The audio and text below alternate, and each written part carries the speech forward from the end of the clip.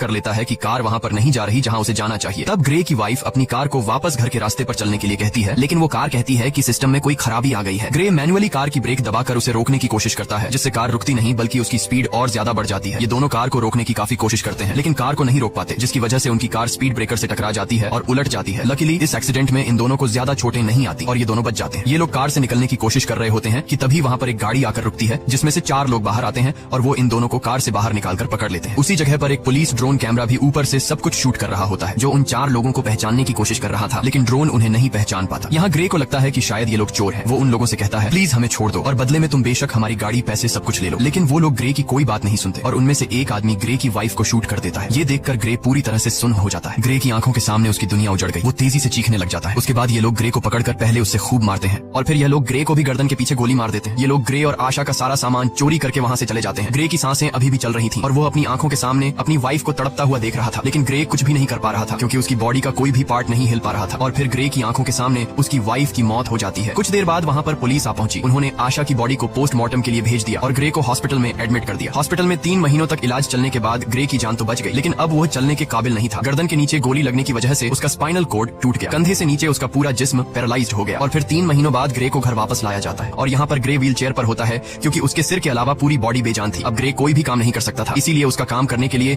उसके घर पर एक रोबोट मशीन थी जो उसका सारा काम करती थी और उसकी मदर उसका ख्याल रख रही थी। लेकिन ग्रे के लिए अब जिंदगी बोझ बन चुकी थी। उन 4 किलर्स ने न सिर्फ उसकी वाइफ को मार डाला बल्कि उसकी जिंदगी उजाड़ दी। वो बदले की आग में जल रहा था। बस ग्रे के पास एक ही उम्मीद बची थी, जिसके सहारे वो जी रहा था। वो अपनी वाइफ के किलर्स को जल्द से जल्द जेल की सलाखों के पीछे देखना चाहता था। इसीलिए वो पुलिस स्टेशन जाता है। पुलिस स्टेशन में ग्रे उनसे अपनी वाइफ के किलर्स के बारे में पूछता है, तो वो डिटेक्टिव कहती है कि इनमें से अभी तक किसी का भी पता नहीं चल पाया। वहाँ हमारे पुलिस का ड्रोन कैमरा तो मौजूद था, लेकिन फुटेज धुंधली थी, जिससे कातिलों का